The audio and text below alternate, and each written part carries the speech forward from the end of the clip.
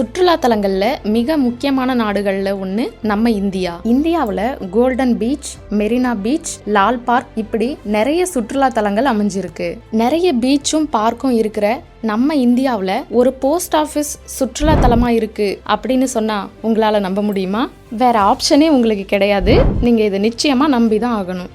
என்னம்மா post office அப்படிங்கிறது letter post பண்ண தானே யூஸ் பண்ண முடியும், எப்படி சுற்றுலா தலமாகும் அப்படின்னு கேட்குறீங்களா? ஆமாங்க, ஒரு போஸ்ட் ஆஃபீஸ் நம்ம இந்தியாவில் சுற்றுலா தலமாக அமைஞ்சிருக்கு. அப்படி ஒரு போஸ்ட் ஆஃபீஸ் இந்தியாவில் சுற்றுலா தலமாக அமைகிற அளவுக்கு என்ன ஸ்பெஷல் இருக்கு அப்படின்னு கேட்குறீங்களா? அது என்ன அப்படின்னு நீங்கள் தெரிஞ்சுக்கணுன்னா இந்த வீடியோவை ஸ்கிப் பண்ணாமல் ஃபுல்லாக பாருங்க. வாங்க வீடியோக்குள்ளே போகலாம்.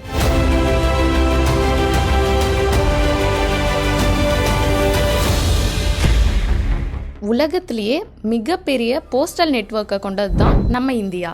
நம்ம இந்தியாவில் லட்சத்திற்கும் மேற்பட்ட போஸ்ட் ஆஃபீஸ் இருக்கு. இன்னைக்கு காலகட்டத்தில் என்னதான் ஃபோன், இன்டர்நெட், லேப்டாப் இப்படி பல விஷயம் இருந்தாலும் நம்ம இந்தியன் கவர்மெண்ட் போஸ்டல் டிபார்ட்மெண்ட் தான் தொலைத்தொடர்புக்கு அதிகமாக பயன்படுத்திக்கிட்டு இருக்கு. இதையே நாம ஒரு ஸ்பெஷல்னு தான் சொல்லணும். ஆனாலும் இதையும் தாண்டி நம்ம இந்தியன் கவர்மெண்ட் ஒரு மிதக்கிற போஸ்ட் ஆஃபீஸை உருவாக்கியிருக்கு. மிதக்கிற போஸ்ட் ஆஃபீஸ் அப்படிங்கிற விஷயத்தை கேட்கறதுக்கே நமக்கு ரொம்ப இன்ட்ரெஸ்டிங்காகவும் எக்ஸைட்டிங்காகவும் இருக்குல்ல. இந்த மிதக்கும் போஸ்ட் ஆஃபீஸ் எங்க இருக்கு அப்படின்னு பாத்தீங்கன்னா நம்ம இந்தியாவுல நம்ம எல்லாருக்கும் தெரிஞ்ச காஷ்மீர் அப்படிங்கிற இடத்துல ஸ்ரீநகர் அப்படிங்கிற ஒரு அழகான நகரத்துல டால் அப்படிங்கிற ஏரியில ஒரு படகுல அமைஞ்சிருக்கு. இந்த போஸ்ட் ஆஃபீஸ் தான் இந்தியாவிலேயே முதலா அமைக்கப்பட்ட மிதக்கும் போஸ்ட் ஆஃபீஸ். இந்த மிதக்கும் போஸ்ட் ஆஃபீஸ் உலக அளவுல நம்பர் 1 இல்லைனாலும் உலக அளவுல சிறந்த கட்டட அமைப்பை கொண்டிருக்கு அப்படின்னு புகழப்படுது. இந்த மிதக்கும் போஸ்ட் ஆஃபீஸ் 2011 அப்போதைய காஷ்மீரின் முதலமைச்சரான உமர் அப்துல்லா அவராலும் தகவல் தொடர்பு மற்றும் தகவல் தொழில்நுட்ப இணையமைச்சரான சச்சின் பைலட் என்பவராலும் இந்த மிதக்கும் போஸ்ட் ஆஃபீஸ் திறந்து வைக்கப்பட்டிருக்கு. இந்த மிதக்கும் போஸ்ட் ஆஃபீஸ் இன்னும் செயல்பாட்டில் தான் இருக்கு அப்படிங்கிறது மிக குறிப்பிடத்தக்க விஷயம். இந்த மிதக்கும் போஸ்ட் ஆஃபீஸ் ஏற்கனவே நம்ம சொன்ன மாதிரி போஸ்ட் ஆஃபீஸா மட்டும் பார்க்கப்படாம சுற்றுலா தலமா தான் பார்க்கப்படுது.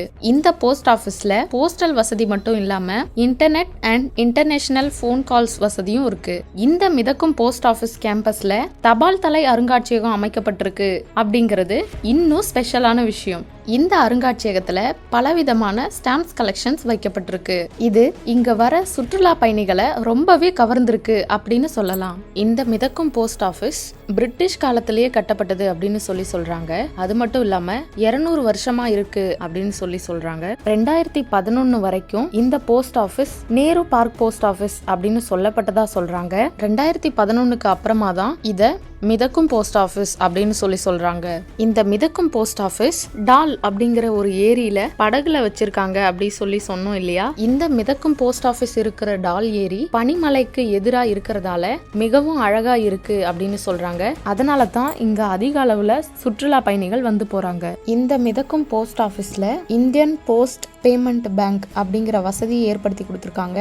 இது எதுக்காக அப்படின்னா உள்ளூர் மக்கள் எல்லாரும் பயன்படுத்திக்கணும் அப்படிங்கிறதுக்காக தான். அது மட்டும் இல்லாம இது எல்லாத்த விட என்ன ஸ்பெஷல் அப்படின்னா, நாம சுற்றுலா பயணியா போனோம் அப்படின்னா நம்மளோட போட்டோவை அந்த ஸ்டாம்ப்ல பிக்சரா வர வச்சு நமக்கு பிடிச்சவங்களுக்கு நம்ம லெட்டராவோ இல்ல கார்டாவோ போஸ்ட் பண்ணி அவங்கள சந்தோஷப்படுத்தலாம். நம்ம இது வரைக்கும் கேட்ட பார்த்த எல்லா விஷயத்திலுமே ரொம்ப ஸ்பெஷலான விஷயம் இதுவா தான் இருக்கும். இது மாதிரி நம்ம தமிழகத்துல நம்ம இந்தியாவில் ஏன் இந்த உலகத்திலே இருக்க எல்லா ஃபேக்ட்ஸ்களையும் தெரிஞ்சுக்க நம்ம சேனலோட இணைஞ்சிருங்க.